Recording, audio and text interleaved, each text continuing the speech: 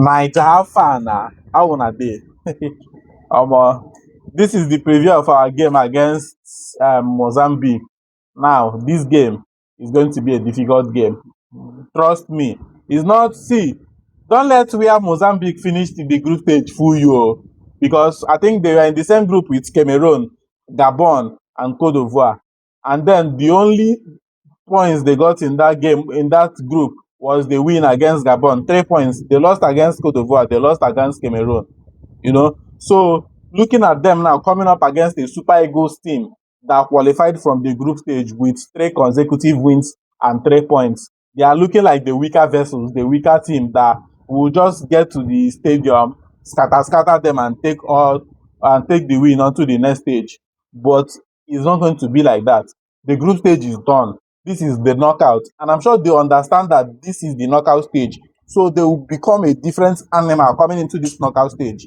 And teams usually usually feel that need to make things difficult for Super Eagles. And this Mozambique team now will not be an exception. Obviously, they've heard our scores. They don't hear our score for the group stage. We no drop points. We win all 3 games, carry 9 points, come out from the group stage. So they will come to try and make a statement in this game. They would want to put up a fight. They don't go allow us to just win this game straightforward without putting up a fight. So we are supposed to do everything possible, take them serious, beat them, and get onto the quarterfinals. I heard that the Super Eagles, in their camp, their manager did not even allow the media teams and journalists to watch their training because they did not want any form of distractions. Avoiding distraction is good. So if keeping these people out of your training sessions is going to give you all the concentration and focus you need to win this game, then it's fine.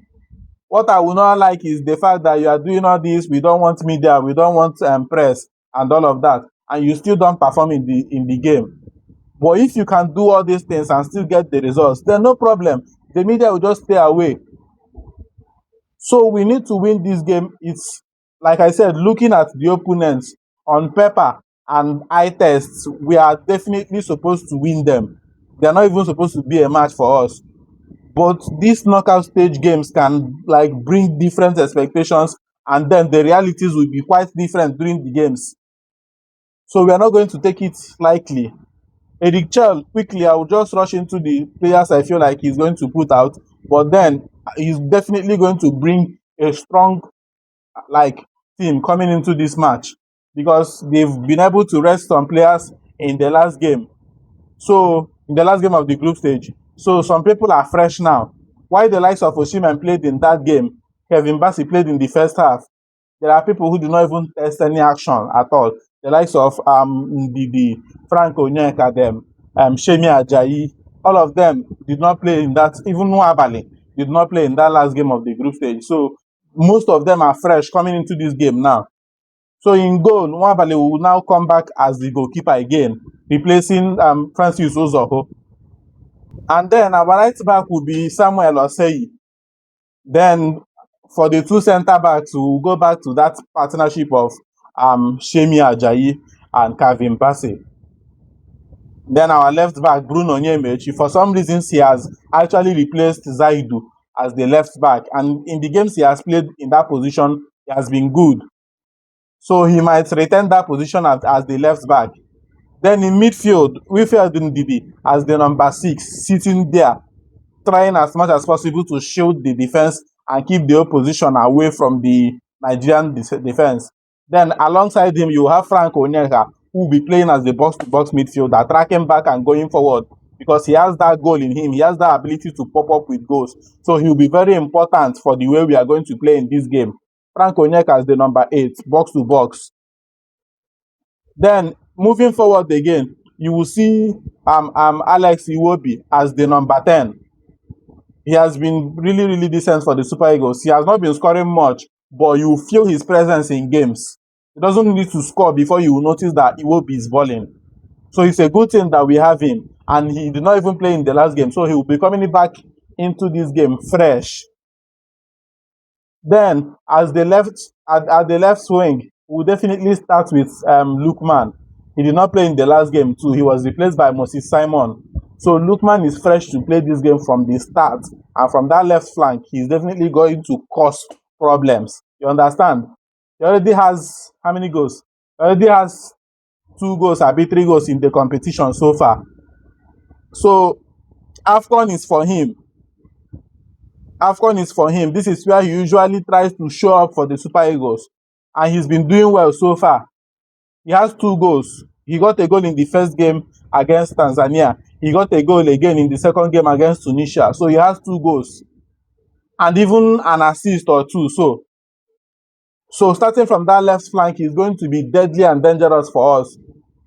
Then from the other flank, I would like to see Samuel Chukwueze. After the kind of performance he had in that game against what's the name of that in our last game, Chukwueze was very electric in that game. He had a very, very good game. So I'd like to see him start from the left flank, not as the number 10 again, because he will be there. So Chukwueze will be starting from the left flank. And then Victor Osimhen as the number 9.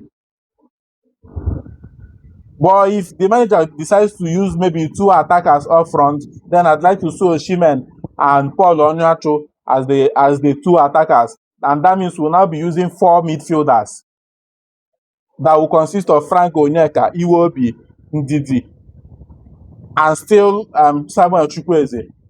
Maybe you will now make use of a diamond midfield to contain all 4 of them.